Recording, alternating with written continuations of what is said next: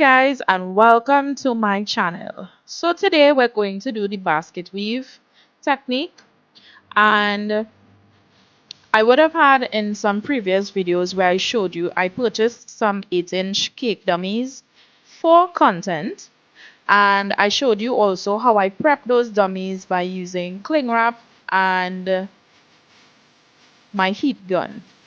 It sort of vacuum seals it so that nothing really gets onto the styrofoam, and that helps it last a little longer. So here I am prepping my piping bags. Now you always want to do this. I will always recommend this, especially if you have a lot of piping or tedious piping to do. These are your refills and you need to be locked and loaded.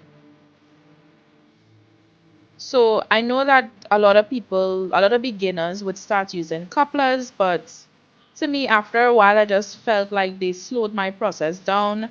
And some may disagree, but I simply just put a piping tip into a bag and then I have my refills. I buy the cheaper piping bags so I don't feel like I'm wasting anything.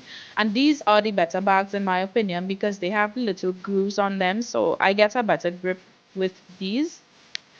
And when I'm doing tedious piping, I tend to use shorter bags because the heat from your hand can really soften the buttercream.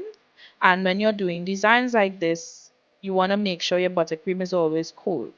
So instead of it just staying in the bag under the heat of my hand, I have shorter bags so I run out quicker, but I always have my refills ready to go. So the last time I would have done this design would have been like about 3 years ago. So I was a little rusty in getting back on the bike, but it was smooth sailing. Once you get the first couple lines in, you're ready to go. So with this particular piping tip, it's the basket weave tip, but one side has the grooves and one side is smooth. So you can actually alternate or just use any one side for the effect that you're going for. So I would make in this video, I did my vertical lines with the grooves and I did my horizontal with the smooth side, just so you could sort of see the difference. And I was just deciding where I wanted to start my horizontal lines. And I'm going to turn it here for you to see. You want to start that horizontal line almost, not almost halfway across to the other line. Or not halfway, let's say a quarter of the way. And then it's sort of like you're skipping one and then doing the other. So what I have always done over the years would be to just score it, meaning I just touch it with the tip so that I know where that will start and end, and I know where to start my next line. So I'm going to show you here. I simply just touch it so I know, okay, the tip is this wide and this is the amount of space it will take. So I know where to safely start my other line. And I think this is the part that gets a lot of people confused. But once you take your time with the first two, after the first two vertical lines, it's smooth sailing from there because you've set the foundation here. So this will be my second vertical line.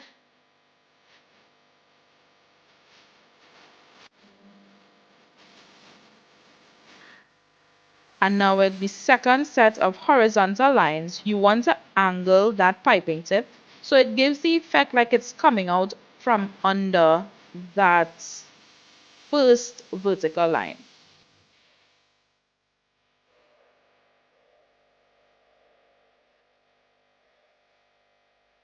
And then you want to keep going from there because the lines are set for you already.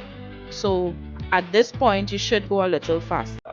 Now, because I know beforehand that I was going to do borders top and bottom, I didn't go straight down to, I didn't carry all the lines straight down to the bottom. But if that is the look you're going for, you can definitely go straight down with the design. But I know my piping would cover up most of it, so I didn't do that. So I'm just going to speed this part of the process up because it's very repetitive. And I had to stop. And then this was another day. I had my refills ready. and I was ready to bake. So when the two sides come to join, that will be the back of your cake. Sometimes it lines up perfectly, sometimes it doesn't. So definitely make sure this is the back of your cake. And here I wanted to really showcase that you could use the same technique but with a different piping tip. So I sell laminated practice piping sheets, and the lamination allows it to be wiped and reused over and over and over again. But on it, after doing a lot of research, I saw a lot of people would put like the tip that you should be using.